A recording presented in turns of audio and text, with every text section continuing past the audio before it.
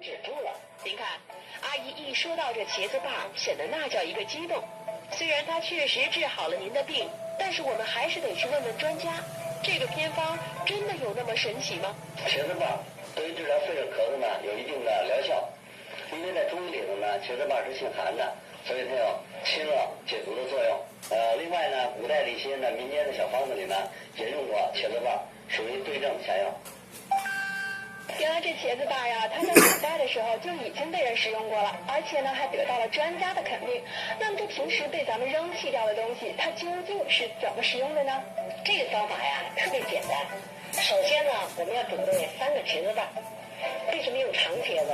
因为长茄子啊比较好洗，圆茄子呢不好洗。接下来我们把茄子把放到冰箱里冻上5-6个小时，一定要冻透才行。茄子把呢冻一下呢，是为了更好的增加它的弹性，起到一个清肺热、化痰的作用。古代没有冰箱呢，可以在冬天呢，搁一晚上冻一晚上就可以了，增加它的弹性。冻好之后，我们把它直接放在开水里煮上5分钟就可以。您现在肯定担心这煮出来的水的味道，这不，我们主持人孟潇先帮您尝尝。